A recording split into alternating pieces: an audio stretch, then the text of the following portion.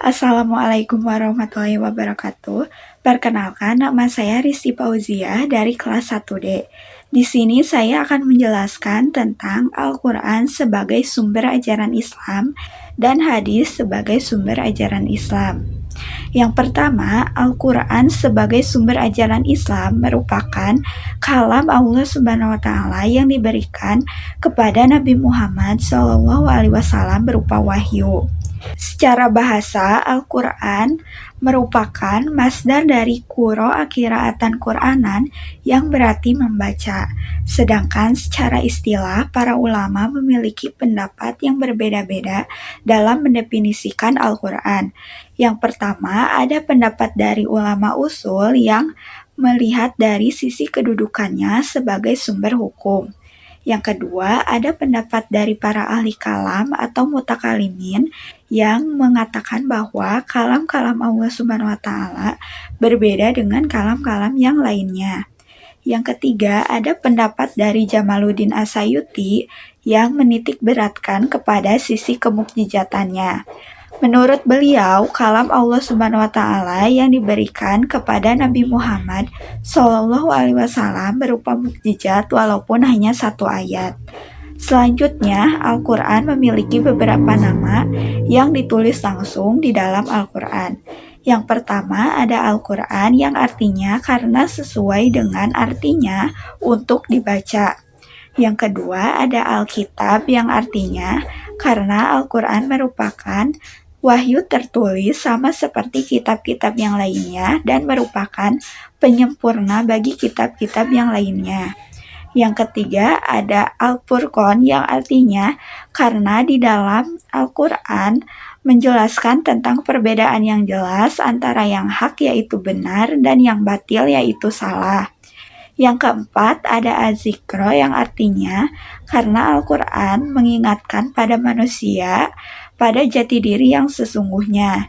Dan yang kelima ada Al-Tanjil yang artinya karena Al-Quran merupakan wahyu yang tertulis atau wahyu yang diturunkan. Selanjutnya, Al-Quran memiliki 30 juz 114 surat terdiri dari 6.000 ayat, tersusun mulai dari surat Al-Fatihah sampai dengan surat An-Nas. Al-Quran juga dibagi menjadi 2 ayat, yaitu ayat-ayat Makkiyah dan ayat-ayat Madaniyah.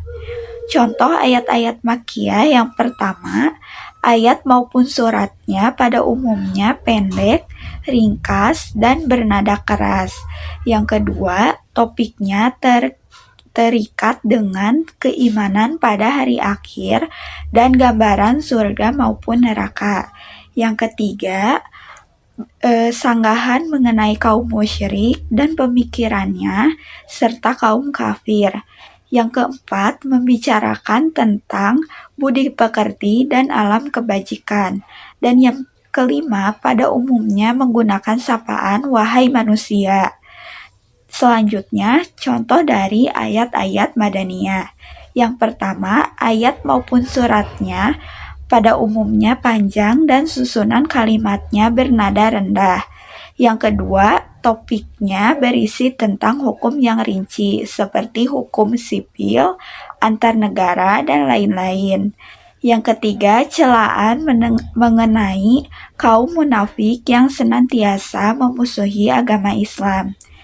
Yang keempat, membicarakan tentang dalil-dalil pembuktian kebenaran agama Islam.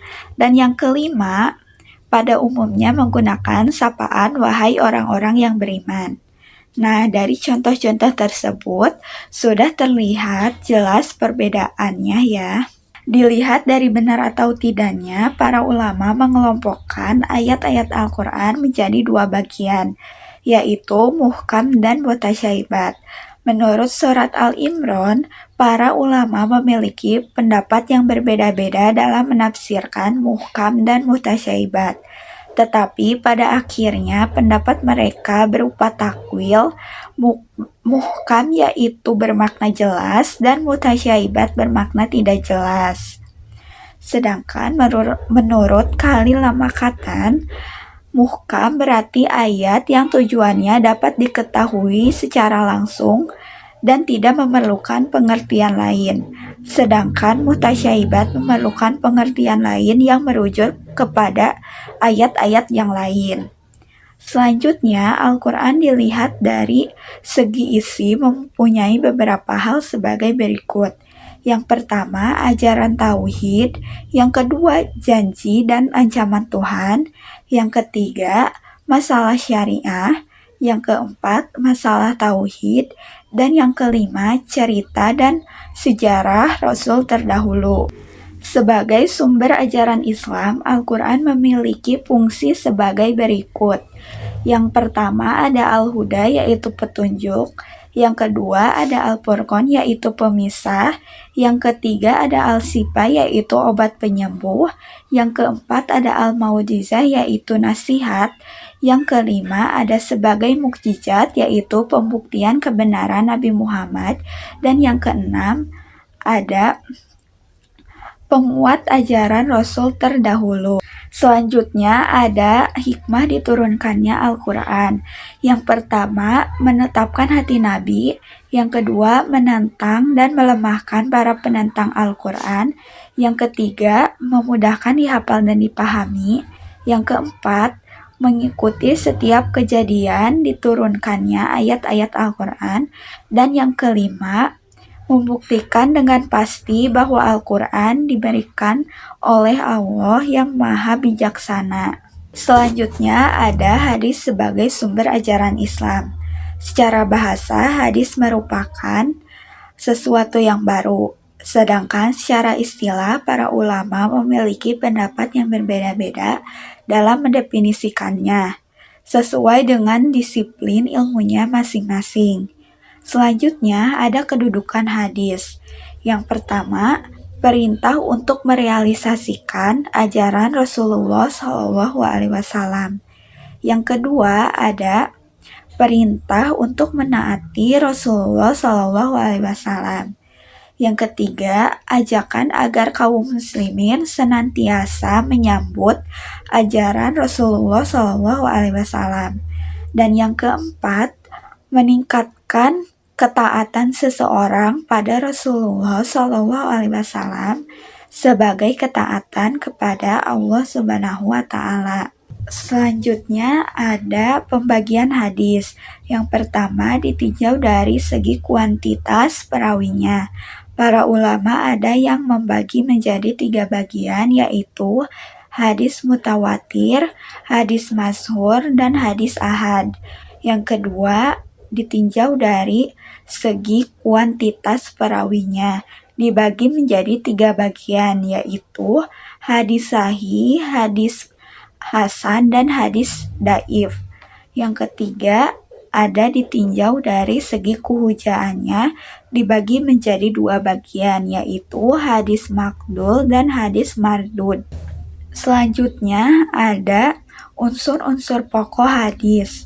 Yang pertama ada sanad. Sanad secara bahasa merupakan sesuatu yang kita jadikan sandaran.